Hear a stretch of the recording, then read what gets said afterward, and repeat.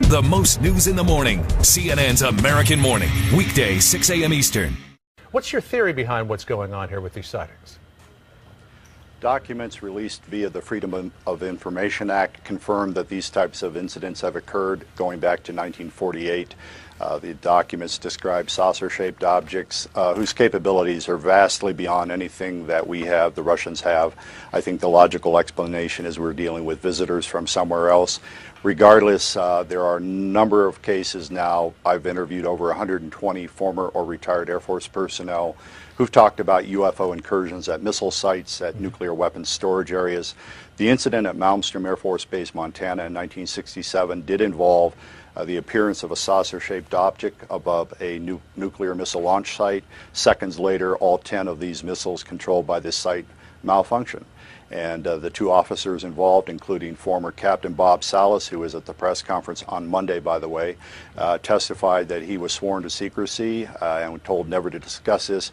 He kept his silence until 1996. All the gentlemen who appeared with me at the press club believe the American people have a right to know the facts. But they didn't necessarily believe that theory about why those 10 nuclear sites were deactivated. Why do you believe so strongly that that was truly happening and that it was the result of UFOs as opposed to, let's just say, a malfunction or a military exercise?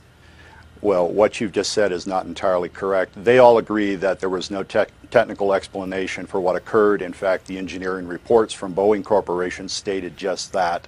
In fact, all 7 of the persons who appeared with me believe that we are dealing with extraterrestrials. Some of them stated it explicitly at the press conference.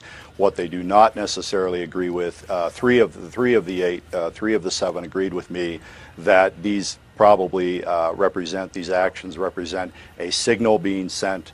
I'm of the opinion that whoever are aboard these craft are telling us and the Russians, because these things have taken place in the former Soviet Union, that humans are playing with fire by possessing and threatening to use nuclear weapons. That is speculative on my part. I've always made that clear.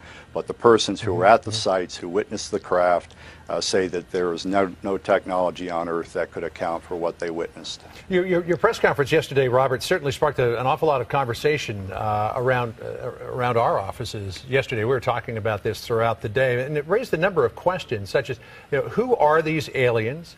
Where did they come from? How did they get here? Why, if they have the technology to travel on an interstellar basis, do they care about what we're doing?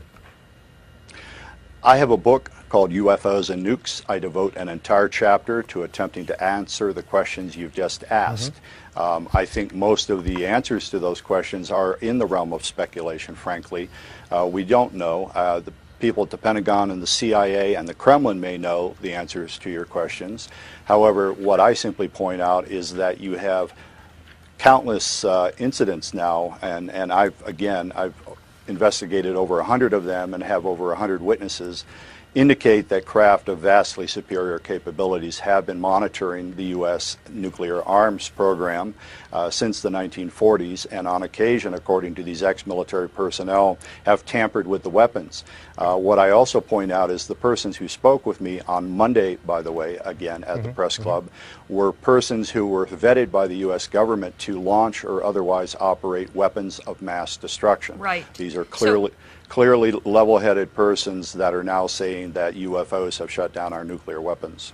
Well, so the question remains then, I mean, this has been the subject of conspiracy theories for decades, as you referred to, the Freedom of Information Act freeing up some of this testimony so that people can read it. What does the government have to gain by blanket denying that we've ever been visited by UFOs?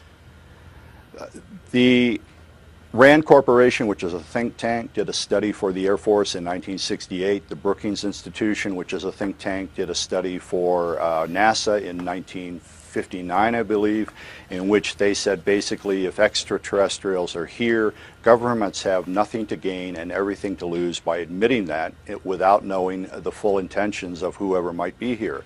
Are they hostile? We don't know. Do they intend some nefarious activities toward humankind? We don't know. So basically, you know, the odds that the U.S. government is going to admit that there are craft flying around American airspace that run rings around our own aircraft, literally, and we hope they're friendly because we can't control them. And oh, by the way, they seem to be interested in our nuclear weapons and seem to be shutting them down from time to time. The government has everything to gain by keeping quiet about that.